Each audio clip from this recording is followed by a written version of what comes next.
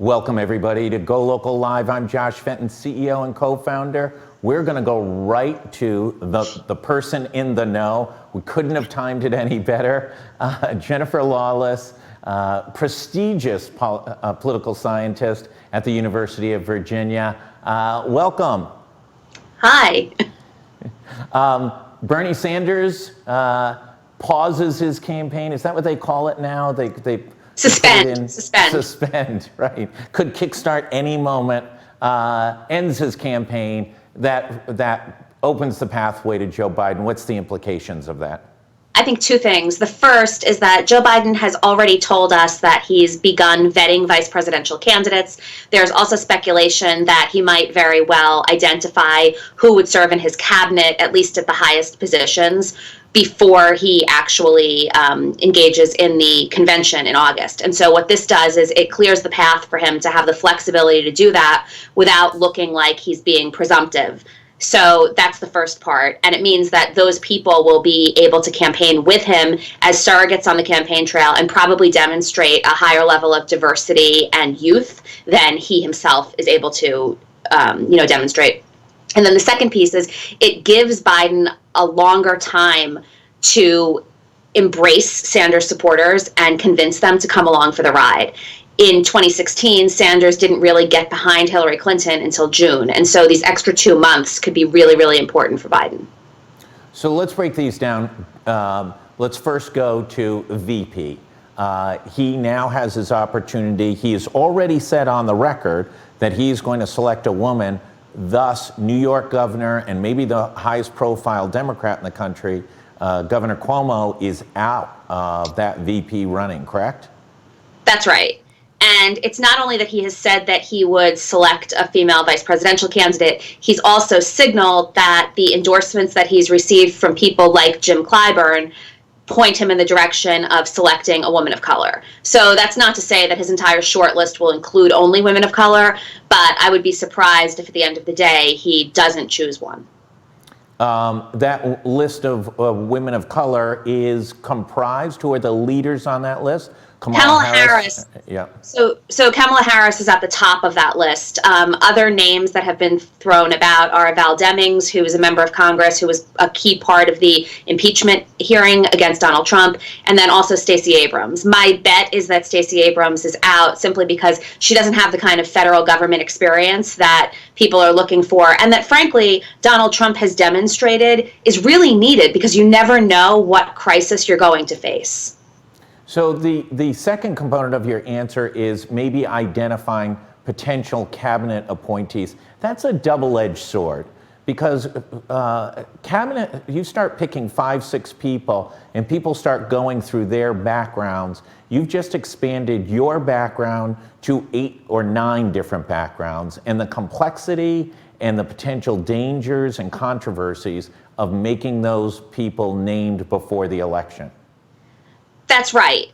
And the trade-off is, to what extent will you energize and mobilize voters by naming people that might be able to generate enthusiasm for a campaign that Joe Biden himself might be a little bit unable to do?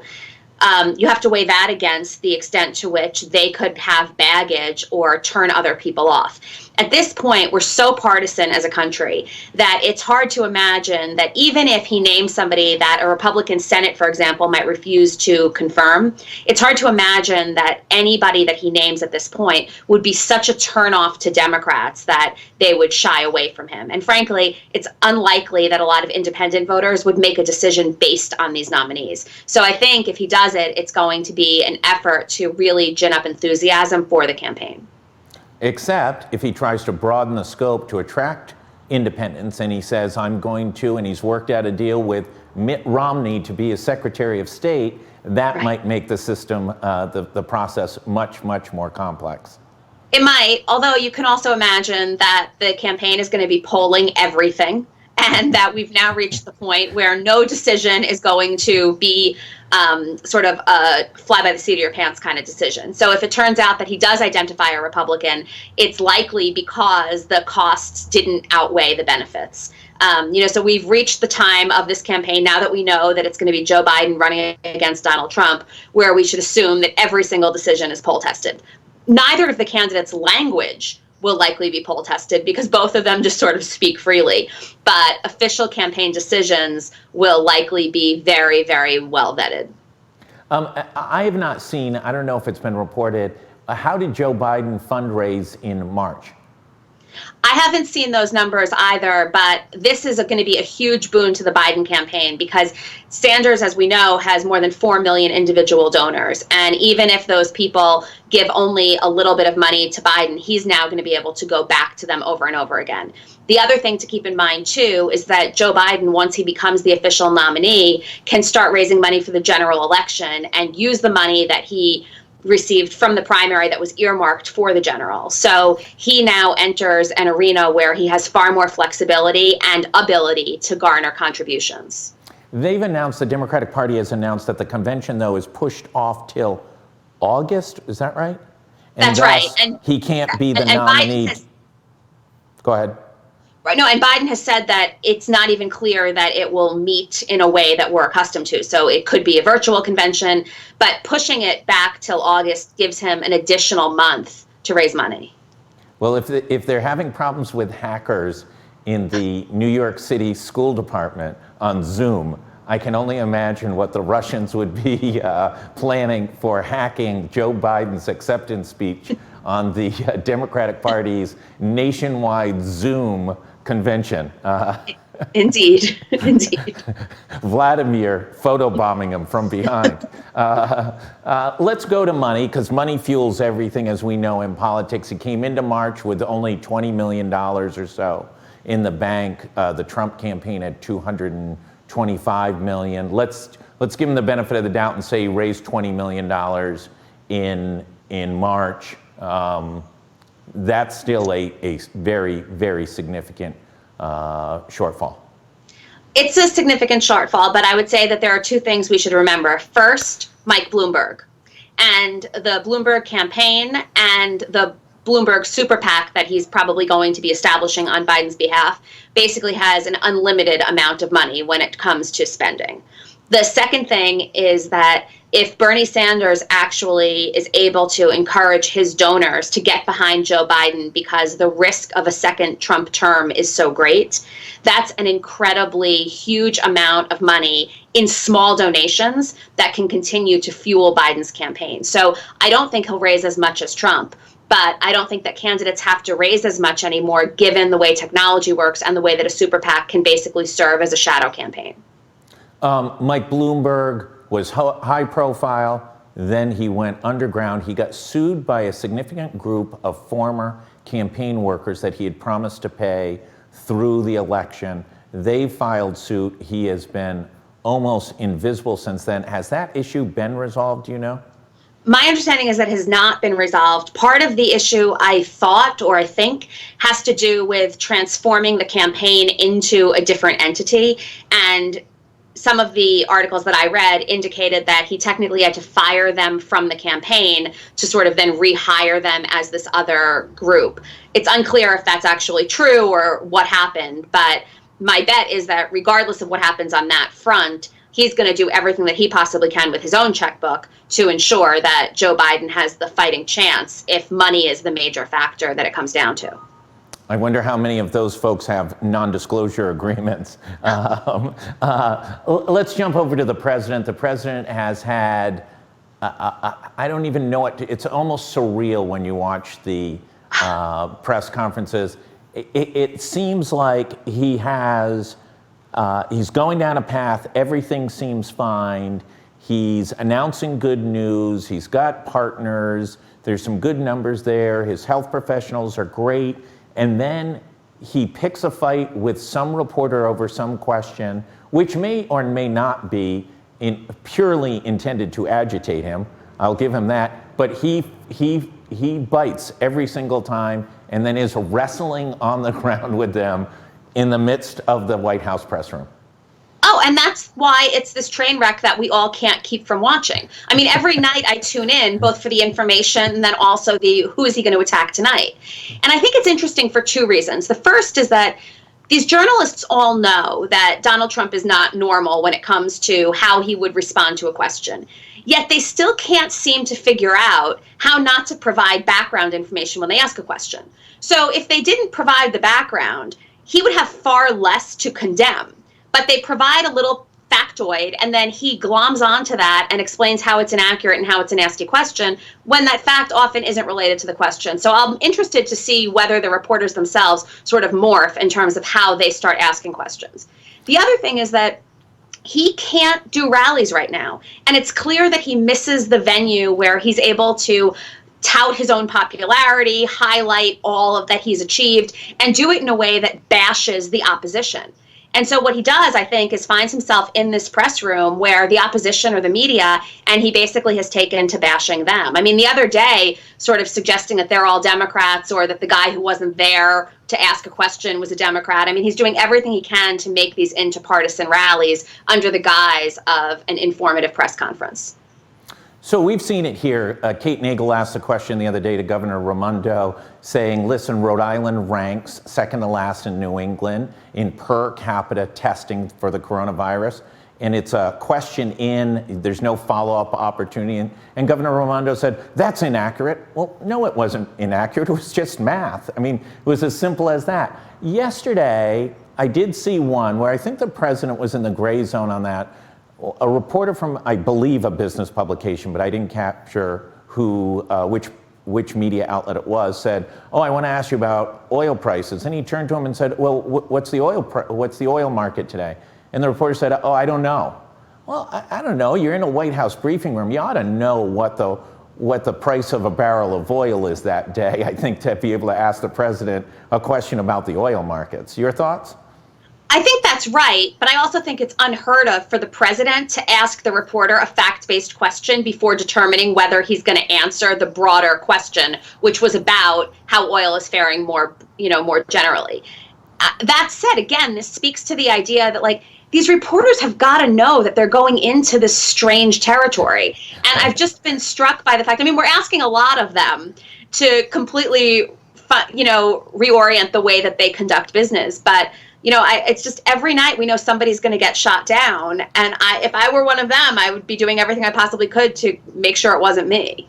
It is a throwback to when I was a child, the Three Stooges, Moe, Larry, Curly, that Donald Trump is Moe, right? And that no matter what the other two does, that he's going to saw their head or hit them with a rubber mallet or some ungodly physical or verbal attack. It really is remarkable. I will say that something that we have seen change over the course of these press conferences, though, is that it's clear that he wants to control the message more and more and more. He was, at the beginning, allowing the health professionals to make statements, and then he would sort of do a little bit of damage control the next day. And by damage control, I mean explain how their statements were actually consistent with what he had already said.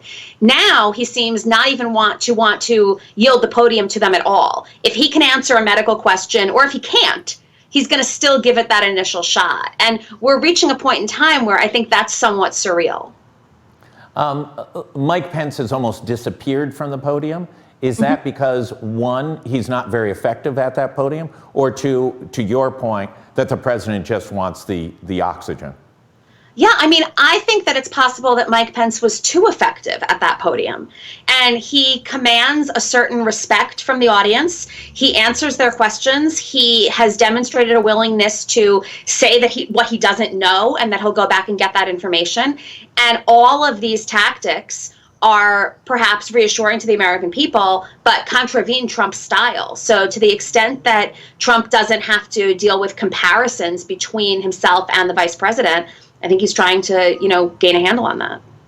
Well, all that being said, whether we like it or not, he is filling the room and no one has seen Joe Biden. Has this helped him in polling? Has this helped him overall in his effort for re-election? Or will it turn around and be a negative? I think it depends. I think that a lot of this will come down to what the outcome is, how long we're social distancing, when the country opens up again. I think a lot of it will also turn on whether the unemployment rate hits 30% and for how long. That said, now that Joe Biden is the nominee, my bet is that we're going to start seeing more of him, because what will happen now is that there's a clear opposition to the president and a clear alternative. And the mainstream media outlets and cable news and everybody else will be interested in giving airtime to that alternative, because we all know that conflict is a journalistic norm, right? Like, we want to see what the two opposing views are. And so I think that ultimately helps Joe Biden. We'll see. I think the outcome of this pandemic, though, could ultimately either really help or hurt Donald Trump, because he's the president and he's the person who's overseeing the efforts to relieve it. So Janet Yellen, in an interview with CNBC on Monday, said the nation's unemployment is somewhere between 12 and 14%. In Rhode Island, 165,000 Rhode Islanders, counting the gig workers, are now out of work. Calculation somewhere between 25 and 30%. The state has not released the official number yet. We're in a beyond, whether how short term it is, great recession, if not from a job standpoint, a depression. How long does Biden have to get a message out? How long does Trump have to get this crisis over with?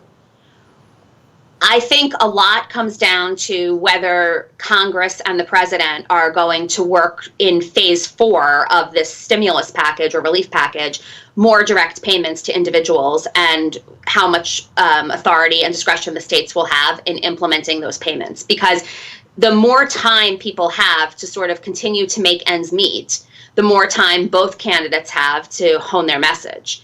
If it turns out that this is really it, and these unemployment numbers are going to continue to grow, and there's no sign of reopening the economy, then, I think it's a matter of weeks before people are ultimately going to make their decisions as to whether Biden or Trump has a more effective plan moving forward.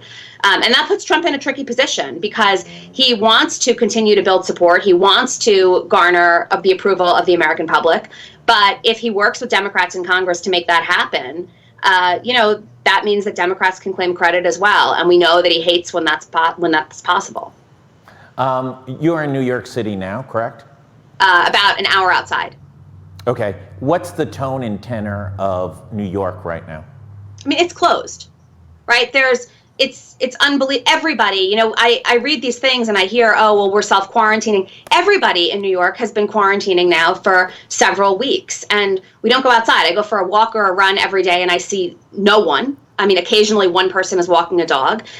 Everything is complete delivery, right? No one's going to grocery stores. No one's going to the pharmacy. And as far as I know, everybody pretty much spends the morning watching Andrew Cuomo's press conference to find out how bad it is and when it might start to get better. And so, being amid this epicenter, it's crazy to me when I see photos of, a park in Texas where kids are playing basketball, or I hear that the governor of Georgia has reopened beaches. This is absolutely insane for the people that are not currently petrified and quarantined. I think that it really is a shame that they don't understand that although it hasn't hit them the same way that it has some of these other hotspots, it will. And, they're just extending what is ultimately going to be difficult times. Listen, on Monday, we ran pictures from Providence parks of people playing basketball en masse. We showed pictures of soccer fields with upwards of 15 people playing at a time. Those parks now were closed, I think, as a result of that story. And on Monday, we showed directly outside Mayor Jorge Elorza's office, literally 30 people congregating right out there in Kennedy Plaza. Dr. Fine, who's on with us every day, the former director of health, says, who's, a public health expert, says, listen, you not only have to educate, but you also have to do some enforcement to make sure that this happens. It can't be just move along. It's got to be taken a lot more seriously. I don't know how well we're doing. The numbers are really starting to creep up here in Rhode Island, and we'll see as the numbers grow. Jennifer, anything else folks should know? I think the one other thing that we need to think about as we move forward are the mixed messages we're getting from the federal government and the extent to which the states really are the ones driving the entire bus. And so when I say the mixed messages from the federal government, I mean even within the Trump administration. He clearly wants to open the economy again. He clearly wants business booming. And it seems that he's incapable of acknowledging that we might have to put everything on hold for a long period of time because we have this public health crisis. So every night we hear from public health experts who say, look, we need more time, we need more time. And then we have a president who literally yesterday tweets, go out and vote, Wisconsin. Yeah. Right? So we're at a point in time where people have to be starting to think very, very clearly about who they can trust and what news sources they believe and which experts they want to value. And this is an opportunity, I think, for states to really come down hard and say, look, it doesn't matter if there are mixed messages at the federal level. This is what we're doing here, and this is how we're going to keep you safe. Fox memorandums and information that has come out say that the network expects to be sued for some of their reporting on the early stages of this. But I'll also push back on the other side. Listen, governors are smart people. They could see the data coming out of China in January and February. Was it smart for governors to say, I'm going to put my hands solely, my state's fate solely in the hands of the federal government? I wouldn't put my business in the hands of the federal government under any situation, Democrat or Republican president. I think it's hard because governors generally have not been in a situation, except for national emergencies or national disasters that affect their own boundaries in a very clear way, like a hurricane or a tornado or something, to have to say, look, we're moving forward and hopefully the federal government will come along with us. So it's somewhat unprecedented that we're in this kind of position. The other thing is, it's unclear how much the states knew in terms of what the federal government was or was not planning to do. Because depending on who you ask, there was a federal government response that was ready to be employed, and others say, no, not at all. They were caught completely off guard. So although I don't want to give the governors a pass on this, I do think that the way that we should be evaluating them is based on how quickly, once there was no question, they decided to close their states and shut them down. And there are still a handful that have decided it's not enough evidence yet. And I just don't understand that. Dr. Fine makes the point that the CDC gave the country, the states, the governors, just incorrect science information by saying that people were only contagious if they were symptomatic. And that message ran all the way into mid to late February, and that science was just wrong and was always wrong. Right. No, that's right. And that becomes an obvious problem as well. But I do think that by the early and middle of March, when we knew that was inaccurate, and it became clear that states had to make a decision, that half the states decided, we're not a hot spot. Our population density isn't what it is in New York or in Michigan or anywhere else. And, I think that people are not well prepared for what has become a global pandemic. Again, when there's a hurricane or when there's a terrible storm, it's usually there's the ability for people to flee that area. And right now, there is no ability to flee. You have to hunker down, and it's only going to work if everybody does it.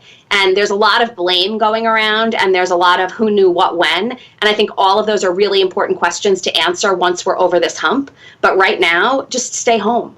Yeah, absolutely. Although we worry that the shredders are working overtime as to where all the information might be.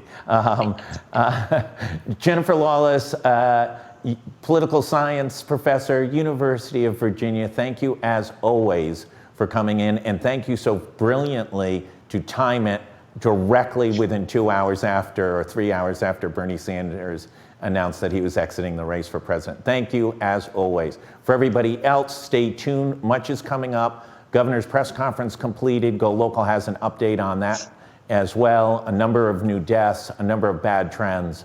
Stay tuned on an update on there. Thanks everybody. See you later tonight.